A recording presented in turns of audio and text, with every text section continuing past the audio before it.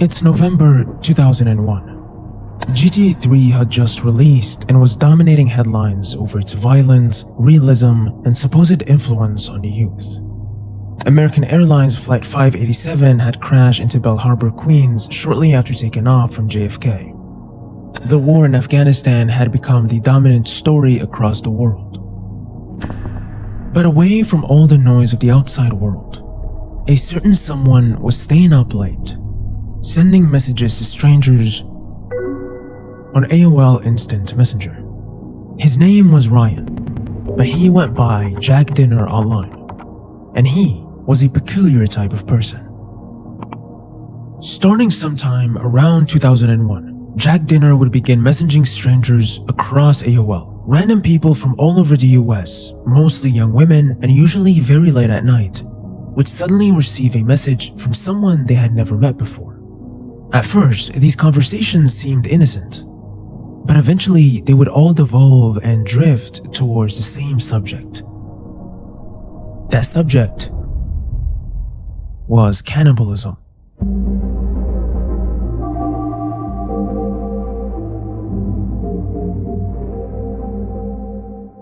From between 2001 and 2004, he would embark on a paraphilic journey, messaging hundreds of women across AOL Messenger the same request, trying to find someone who could make his twisted fantasy come to life.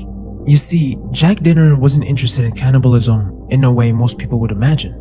He wasn't interested in eating people, but in the opposite. Jack Dinner wanted to be eaten. He would do this so much and for so long that he became infamous within the AOL community. So much so that many years later, people would still remember and talk about him. A few of these conversations were luckily archived by the people who received them and posted to livejournal.com, an early blogging platform where users shared diary-style entries, fanfictions, personal stories, and strange internet encounters. Jack Dinner was exactly the kind of encounter people would post about. From the archived convos, we can find that his name is Ryan and that he is from Florida. But other than that, there's nothing here that would make him a person of interest. While his obsessions are for sure strange, to everyone else, Jack Dinner was just some random guy with a weird fetish or sense of humor. But what those people didn't know is that Jack Dinner represented something far worse and far larger than anyone could have imagined. He was just a tip of an iceberg of an internet rabbit hole.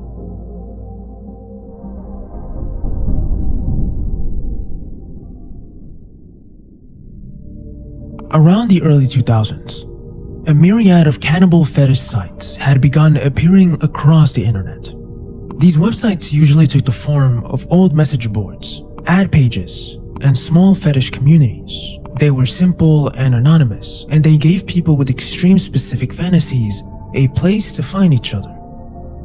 One of these sites was called Cannibal Cafe, an early internet forum where people with cannibalistic fantasies like Ryan could come together from all over the world and form something resembling a community. The forum turned an isolated obsession into something social. What would normally remain completely hidden was suddenly written out in public. And because of that, Cannibal Cafe gives us a rare and direct look into one of the most disturbing communities of the early internet.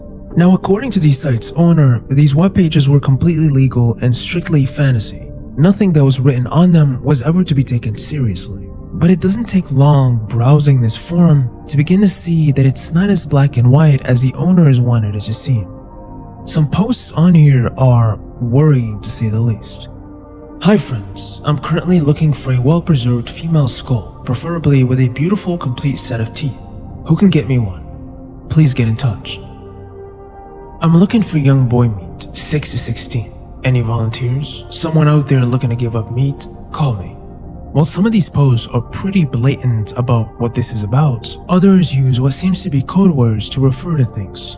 I have 2 long pics to offer, 34 and 19 years old. Hi to all, I'm interested in buying a cow. I have lived on a ranch and would love to start a herd as such. Knowing what it takes, I would offer $4,000 for a good breeding stock. I do believe that is the going price for such.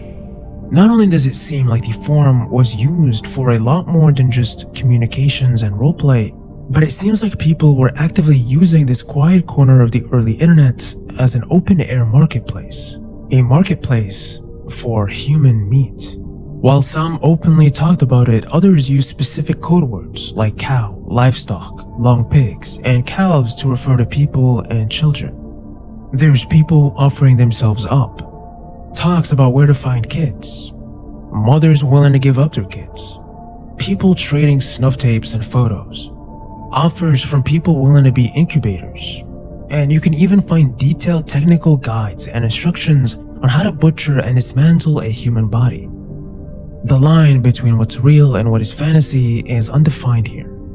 Moreover, the bulk of the conversations beyond this point seem to have taken place outside of the forum, as they would usually take their more private conversations to none other than AOL Messenger. Meaning that we're not even able to see the worst of it. And all of this was right out in the open. Now, legally speaking, the forum was not supposed to be used to arrange anything real. As long as everything stayed as text on screen, it could be dismissed as just fantasy. This kept it in a legal gray zone. Site owners claimed it was only a fetish thing, and that nothing posted here was meant to be acted on, no matter how disturbing or real it seemed. But that was the problem. On a forum like this, fantasy and intent looked almost identical. Someone fantasizing and someone seriously looking for a victim could all appear on the same page, and you wouldn't be able to discern what's dangerous from what isn't. As you could probably guess, it would only be a matter of time before this exact oversight would be used for something nefarious. And it just so happens that a predator was in fact lurking.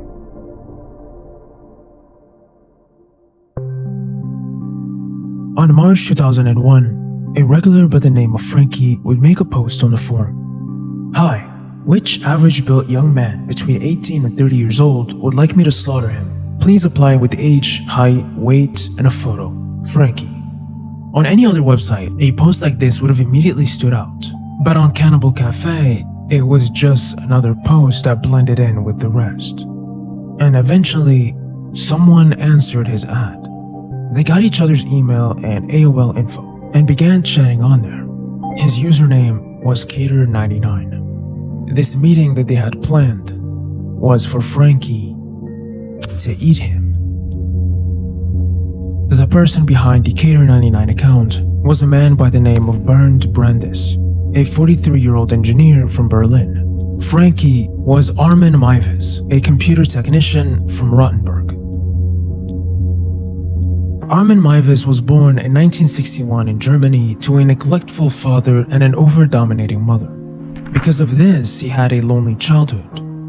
In order to cope, Maivis created an imaginary brother to keep him company. That brother's name was Frankie. In his teenage years, Maivis started to have issues with relationships. He developed a strange belief that if a person was a true friend, they needed to be a part of him, or in his twisted mind, he needed to consume them. He started fantasizing with Frankie, but eventually that wasn't enough for him. He needed to elevate to the real deal. Brand was the one that was gonna make his fantasy a reality. On March 9th, 2001, Brands traveled to Maivis' home near Rottenburg.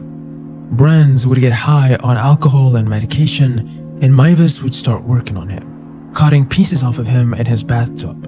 And by the course of the night, Brands would become weaker and weaker, and eventually is killed. Maivis would dismember his body, and over the course of the following months, he would consume a large portion of his flesh. Not only that, but the entire ordeal was filmed on camera. The case was only uncovered later after Maivis went back online and began searching again. But this time, someone would report him. Police searched his home and found the remains alongside the video evidence. In 2004, Maivis was convicted of manslaughter and sentenced to 8.5 years in prison. Cannibalism itself was not a specific crime under German law, and Brands had apparently consented to his own death. But Maivis' endless pursuit over many years proved a psychological profile of an obsessive personality. Prosecutors appealed, arguing that this was not simply an assisted death, but a sexually motivated murder. In 2006, Maivis was retried, convicted of murder, and sentenced to life in prison.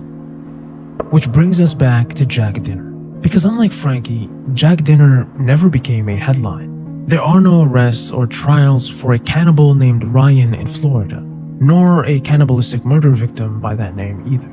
He may have been a deeply disturbed man acting out a fantasy. He may have been trying to find someone like Brands found Maivis. Or he might have simply just been an internet troll who took a joke too far and for too long. But there's one question that I keep thinking about.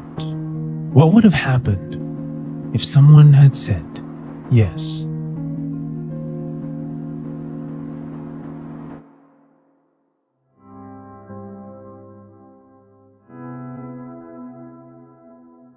On September 21st, 2009, local residents in Osaka, Japan would wake up to find strange posters of an old man plastered everywhere around their city.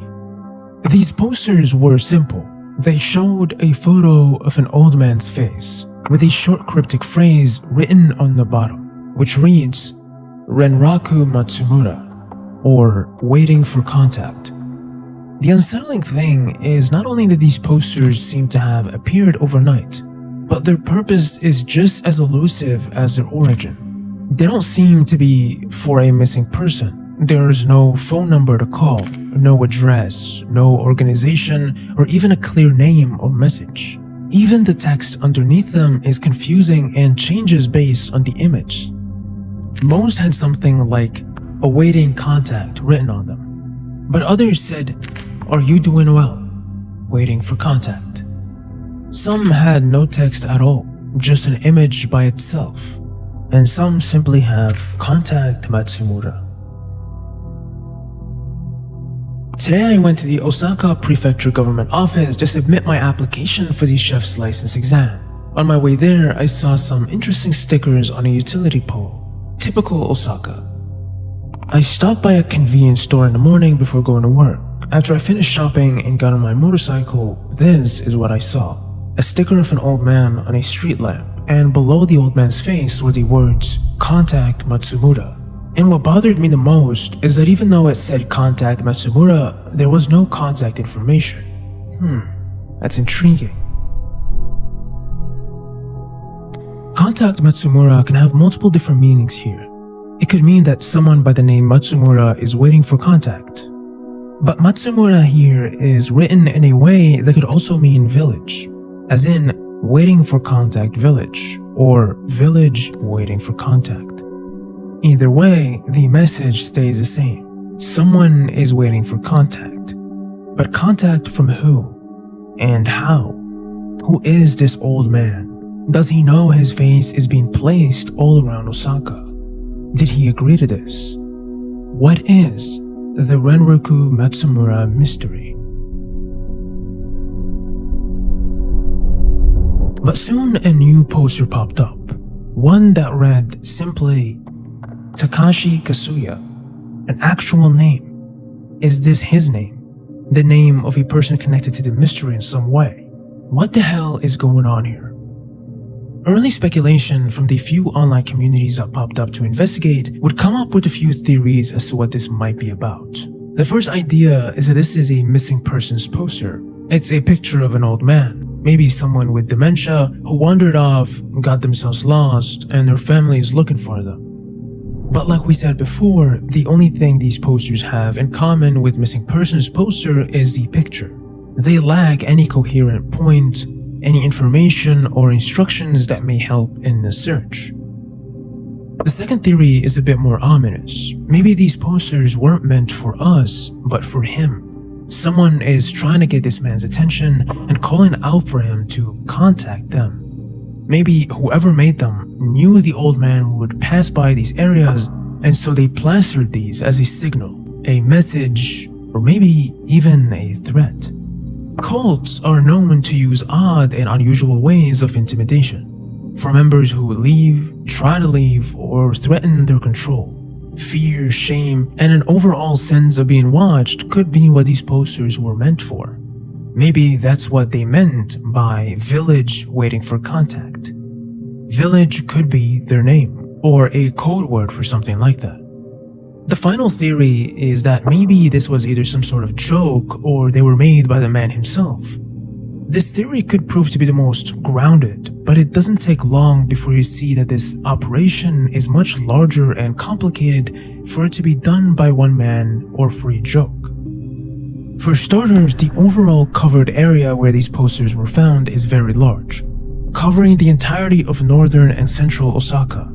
And according to the people covering the story, this is just the tip of the iceberg, as plenty were discovered elsewhere. Furthermore, each one is unique and uses a different picture of the man. The amount of time, money, and effort to make, print, and distribute all of these stickers must be immense. Whoever is behind this has got some serious manpower.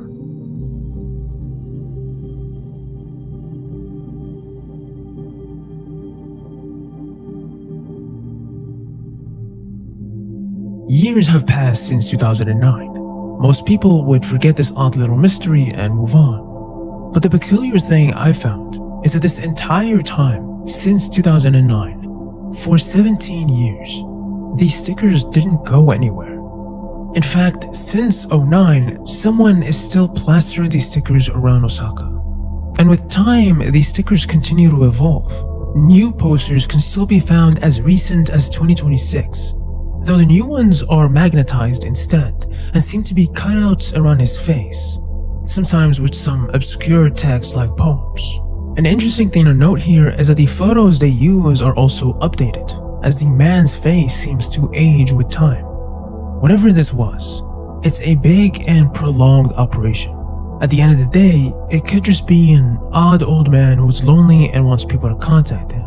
Though the lack of any information to do so kinda puts a hole in that theory. Why would he go to such great lengths to find friends without putting any info for people to actually contact him? It could also be some sort of art project, maybe prank or simply a hoax.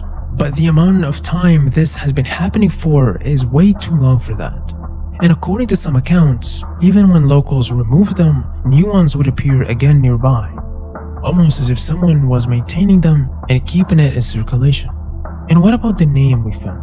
Takashi Kasuya. Is that his actual name? What is the purpose of all of this? The most likely explanation I could come to is that this was created by an individual or small group rather than a larger institutional entity.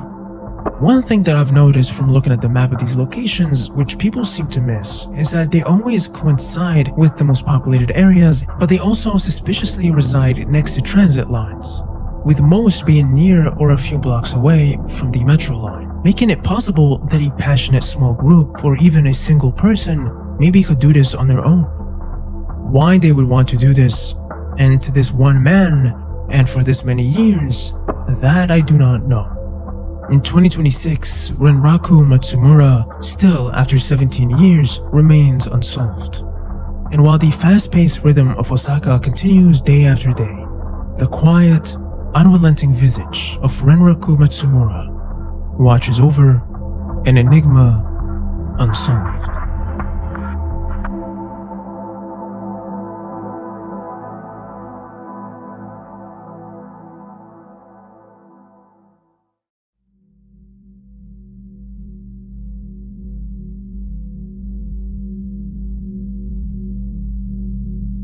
On a random Thursday night, an anonymous post would go up on 4chan's X board, a board dedicated for everything strange, paranormal, or creepy. The post explains how a few years ago, OP's father brought home a CD they bought at a computer expo in Rochester, New York. The disc was for some sort of engineering software, but within the case was a second disc, completely untitled. When they opened this disc up on their computer, all they found inside was a raw file called Station. Inside that zip file was a Blender project and a bunch of .dll files. The Blender file turned out to be a .exe game. When opened, you are dropped in a dark, barren world. All you can do is walk around and explore the area. There is a building, empty land, water nearby, and some dead trees. The game has a heavy sense of isolation, and a dark ambient music only increases that sense. The level is very low poly and just has the overall shape without much detail. It's like someone's memory of a place. The game is very primitive and crudely made. It's clear it's been made by someone unexperienced. There doesn't seem to be any point or objective. But eventually, strange floating heads appear from the deep dark sky. They begin chasing us around. The only thing you can do is evade them. But they will eventually catch up. When that happens, the game shuts down.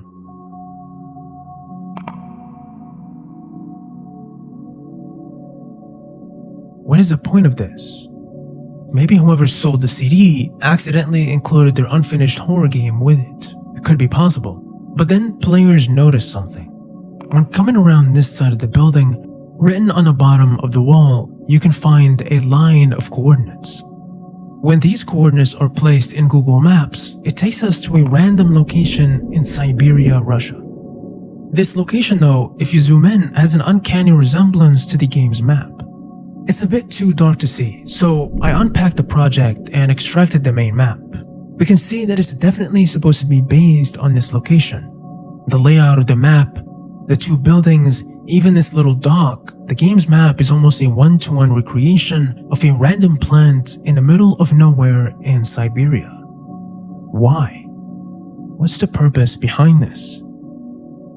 There is no Google Street View data of this location, so we can't get a closer look, sadly. The closest road that has it is all the way down here, which if we go to, looks like this. The closest point of interest to this location is the town of Mirny. It's a middle-of-nowhere, small industrial town surrounded by an enormous amount of empty Siberian land. The interesting thing about Mirny, though, is this giant borehole in the ground, which is called the Mir Mine. The Mir Mine is one of the largest excavated holes on Earth. It is an open-pit diamond mine that's 525 meters deep and about 1.2 kilometers across. This diamond-bearing deposit was discovered in this region in 1955 by Soviet geologists. Soon mining would begin and would not cease until 2017 when the rising groundwater breached the mine's underground workings, leaving 151 miners stuck underground and killing 8 of them. Investigations found that advance warnings were ignored and 2 of the managers were arrested, leaving behind this giant crater, abandoned and forgotten. But this enormous crater had spawned many rumors during its years. Most notably, the Mir Mine is known to be a dangerous anomaly which sucks in any plane or helicopter which flies over it. It doesn't help the fact that the mine has a runway right next to it.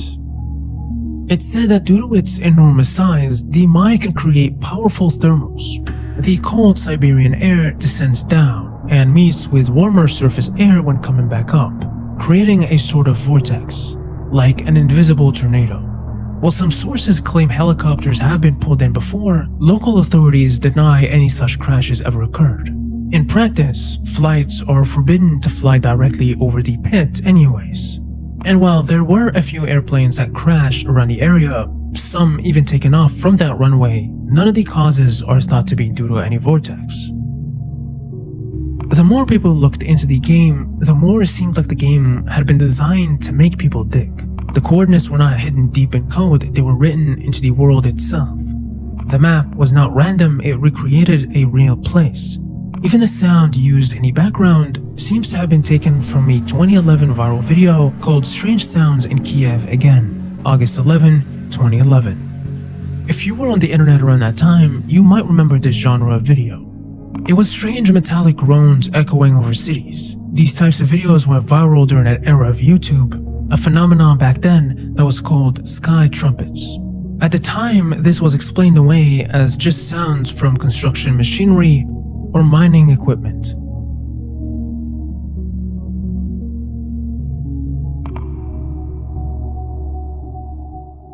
At this point, the mystery had become layered. The game points to a real place.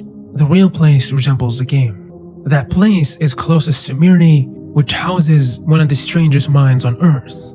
The audio comes from an old viral Strange Sounds video.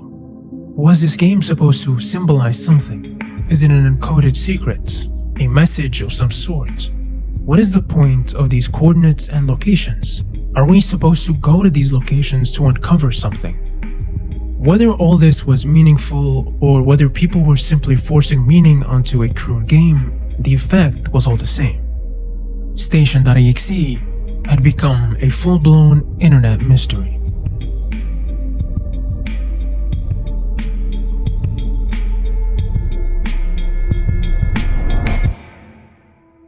Except that's not what happened. Because once people began questioning the original poster himself, the story started to make less and less sense. First, the entire premise depended on one thing being true. That, like Opie said, this was an old mysterious disc that his father randomly got from a computer expo. But the game was made using Blender 2.67, which was released on May 7th, 2013, 2 months before this post was made. Even worse, some files appear to have been modified only hours before the post went up, which basically breaks the entire found disk story timeline. Furthermore, some people weren't convinced of the whole disk story, so they asked OP for proof. If you didn't put it together, you've definitely stumbled upon something amazing here.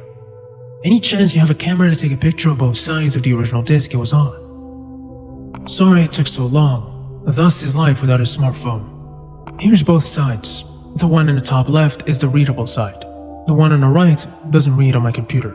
Upon closer inspection, there are some numbers on the inner ring. Unbeknownst to OP, this one image would be the final blow to this entire mystery. The numbers on the inner ring are a serial number from the manufacturer, just used for tracking defective shipments. The disc, however, shows no signs of being written at all, not even formatting marks. Going by looks, that disc is blank on both sides. Consumer writable media always has visible write marks due to the clear plastic used in its construction. I'm not entirely sure what I expected when I asked for the pics, but I can definitely say that this just makes the possible creepypasta all the better for having that image. So, Station.exe sadly wasn't a real lost game with secrets linking to deep Siberian mysteries. It's a real disappointment because this had all the trademarks for a great rabbit hole. And to be honest, along the way, we still stumbled upon some real-world rabbit holes and mysteries, so it wasn't all bad, I guess. Point of the story is, don't believe everything you see online. And I'll leave it here. I hope you've enjoyed your stay, and I'll see you very soon.